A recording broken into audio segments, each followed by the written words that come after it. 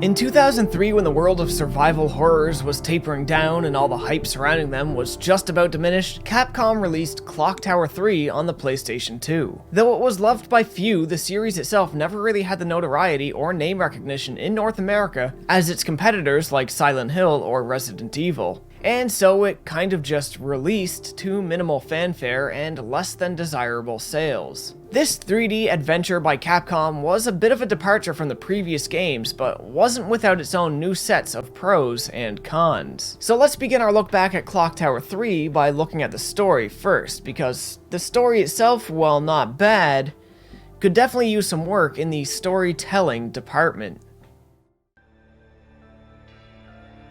At the very start of the game, Alyssa, our main character of 14 years old, receives a letter from her mother outlining through really painful exposition how something big is set to occur on her 15th birthday. She goes on as well to tell her what she needs to do to survive it. Alyssa, excited to hear from her mother, runs home to meet with her, only to find a stranger in the mansion speaking to her in veiled terms. I've been waiting so long for this moment. Get away from me! The man disappears into the house and Alyssa is left to her devices to find him or her mother somewhere within the mansion. What follows is a sort of eternal darkness type story, where Alyssa journeys through the house finding documents, artifacts, and holy symbols that transport her to different time periods where there exist demons that she must defeat to move on. Through doing this, she uncovers more and more of her family's history, the role her mother played in a secret part of society, and how she may be involved in it all as well. All of which seem to put great importance on her upcoming 15th birthday.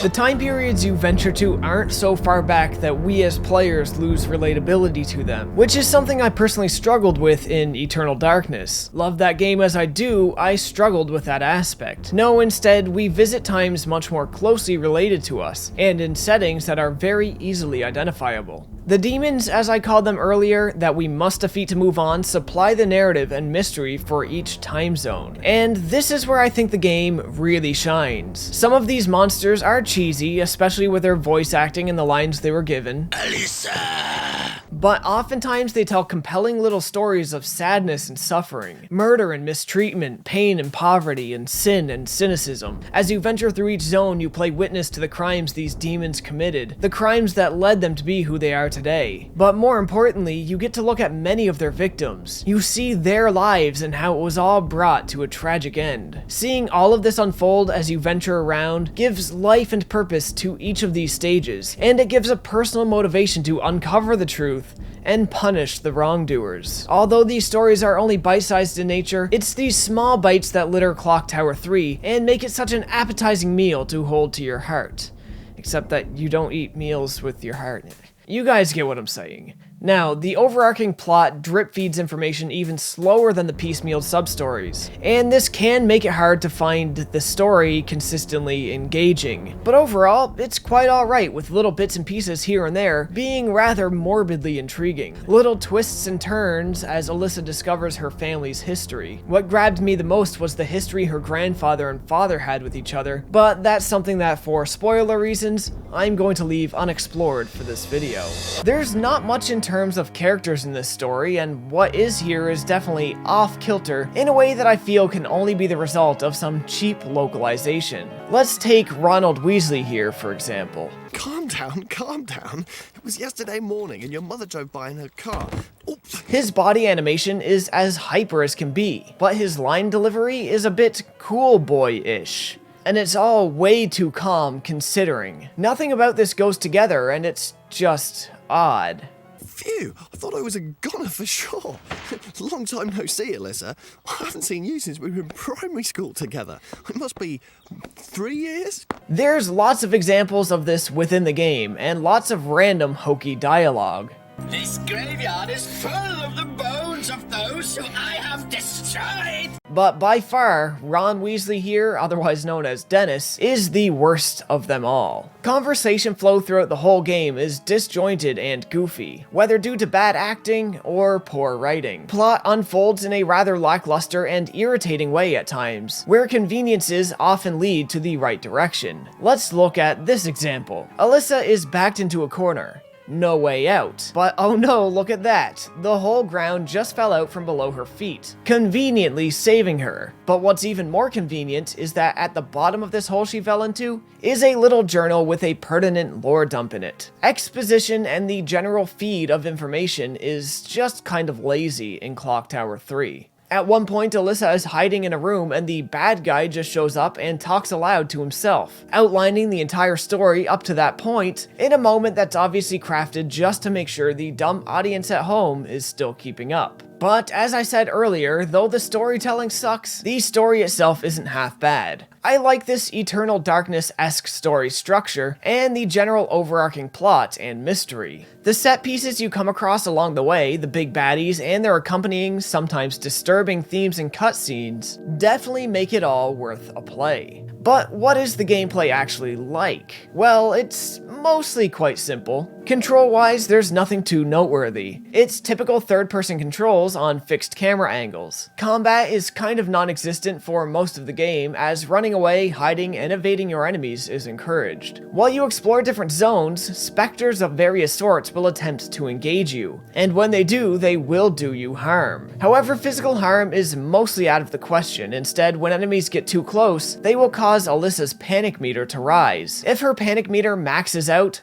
the next interaction will kill her. While you are maxed out on panic, Alyssa will intermittently freeze up. Her control will begin to feel sloppy and unresponsive. She gets clumsy. Running away in this condition isn't that easy, but it does wonders to make the feeling of fear and panic a lot more relatable from the player's perspective. There are items to lower your panic that you can access from the pause menu, but normally your panic meter will just decrease over time after you've escaped the specters. And while you can't attack your enemies, you can slow them down. Holy water plays a big part in the gameplay. Not only does dousing the enemy in holy water temporarily stun them, but holy water can also be used to break seals and sigils and barriers that may be blocking your path. Oftentimes, holy water can make the difference between life or death. But you can't carry very much of it at once, so you'll want to use it sparingly. Refill points are scattered throughout the game, but they are few and far between. At certain other places in the game while you are on the run, you may come across two different types of interactive environment objects. The first are evade points, which generally play out as small cutscenes when used.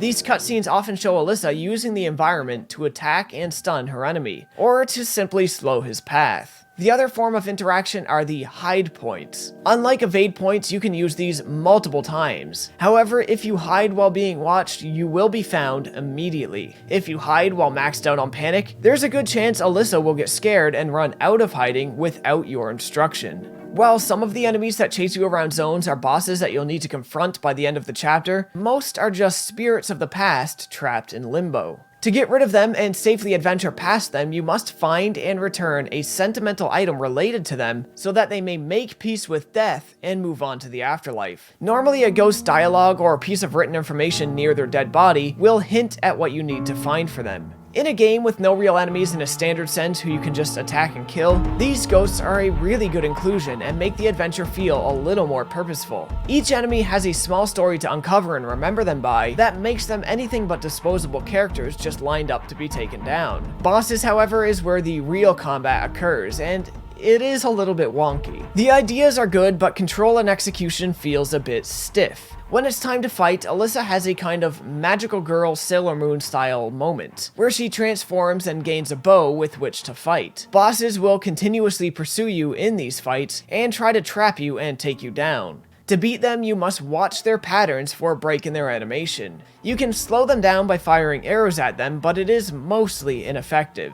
By holding the fire button, you charge your attack, and if the attack lands and has charged enough, you will create a chain to temporarily hold a boss in place. From here, you want to lay even more chains on the boss at various angles. Once the boss is trapped well enough, Alyssa will get the chance to have a special attack. That often means death for the boss. Bosses are tough and will break out of their chains rather easily. Getting enough chains for a special attack is undoubtedly a challenge for new players, especially with how slow the bow is to charge, and especially considering your lack of aiming abilities or our ability to move while firing. The fixed camera angles here also don't help at all. Before starting boss battles, you can find different types of arrows around the stages that can deal more damage than standard ones, or leave chains on bosses without the need to charge them up. But these are very limited. Overall, bosses do offer a decent challenge, they're just not without their flaws. And that's just kind of how this game is. The story is good, but the storytelling is bad. The combat is creative, as are the chase mechanics, but control issues and counterintuitive camera angles can make it a little less than desirable at times. But in the end, I did really enjoy it. The stage design for some of this game I thought was incredible. There's a lot to just go around and see. Lots of statues and fun set pieces to just marvel over. The graphics for the time are really good, although I can't say it's all used gracefully. Remember guys, Alyssa's 15th birthday is coming up.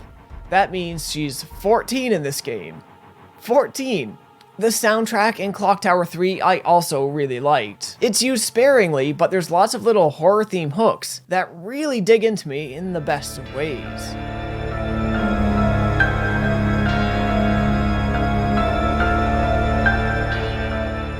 The cutscene CG is beautiful. While a bit of a mishmash of good and bad ideas and decisions, Clock Tower 3 remained a game that was worth the time it took to play, which wasn't really that long.